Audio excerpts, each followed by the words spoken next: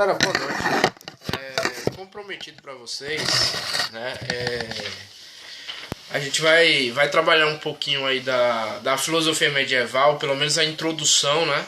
Falar um pouquinho sobre a introdução. Eu prometi para vocês que hoje eu voltaria com filosofia. Demorou um pouquinho, mas eu voltei, né? Tive alguns percalços aí à tarde, acabei voltando agora à noite.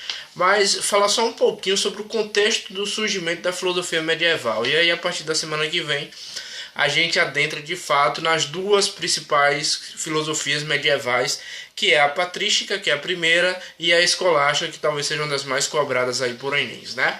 Mas a filosofia medieval, ela está relacionada aí dentro da história, né, com, como é que eu posso dizer? Ela está relacionada com a Idade Média. O termo já está dizendo, filosofia medieval.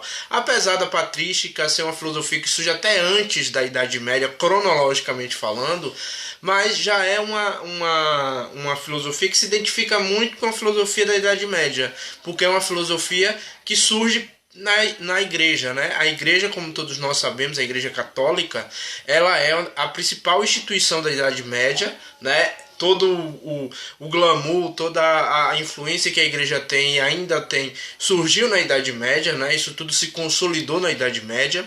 Então, o que a gente pode dizer disso? Que a patrística, que é uma filosofia dos padres, né, dos pais da igreja, daí o nome patrística, né, ela surge um pouquinho antes ali cronologicamente falando, um pouquinho antes ali de fato da Idade Média, que é no século V. Ela surge um pouquinho antes, né, mas vai se destacar durante a Idade Média, tanto que o auge aí, pode-se dizer que o auge é século V ao século VII, né, que já é sim aí dentro da Idade Média, mas ela surge um pouquinho antes, né?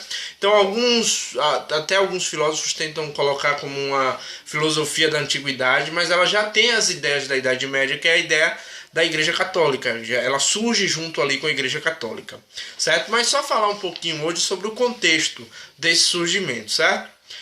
Aqui, contexto histórico, né? O contexto histórico, gente, é a queda do Império Romano, né? Então hoje a gente vai ter uma aulinha aqui de sociologia, de filosofia, mas trazendo um pouquinho para a história, para a gente entender como essa filosofia ela vai surgir, certo? Então aqui é o contexto de início, é isso que a gente vai falar um pouquinho hoje sobre esse contexto de início, né, da filosofia cristã, porque a patrística e a escolástica são consideradas filosofias da Igreja Católica, né? O contexto histórico, que era do Império Romano, século V, né? Mas ali já a filosofia ela surge juntamente praticamente ali com a igreja, né? Em 380, na verdade 380 Teodócio, né? O imperador Teodócio, a gente já falou nisso, Império Romano, mas o imperador Teodócio, em 380, século IV, ele oficializa o cristianismo como religião oficial, como o Edito, né? O Edito de Milão vai oficializar o cristianismo como religião oficial do Império Romano. A religião que foi tão perseguida, né? Que os cristãos eram perseguidos, eram colocados em arenas, eram queimados. Agora a religião oficial com Teodócio, né? No ano de 380 depois de Cristo, né, século IV, você oficializa o cristianismo como religião oficial ali, cria a Igreja Católica. É a partir daí que começa a surgir ali sim novas ideias, os dogmas e uma tentativa de conciliar fé e razão. Gente, a filosofia medieval, ela vai tentar conciliar fé e razão. Aí a gente vai dizer: professor, se a religião é uma verdade absoluta, lembra que eu falei a vocês que existe uma diferença entre verdade absoluta e verdade universal, né? Verdade universal é aquela que pode mudar, era o que os filósofos buscavam. E a fé, ela fala de verdade absoluta, né? A fé fala de verdade absoluta, não tem por onde correr.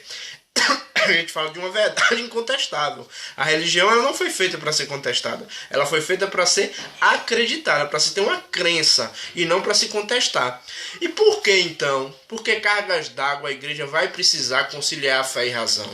É isso que a gente vai entender daqui a pouquinho, né, sobre a filosofia medieval. Por que essa filosofia, tanto a patrística e principalmente a escolástica, tenta conciliar a fé e razão?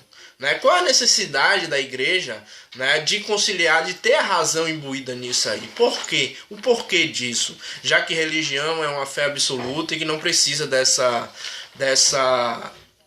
né, já que é uma verdade absoluta e incontestável, por quê? O porquê da razão.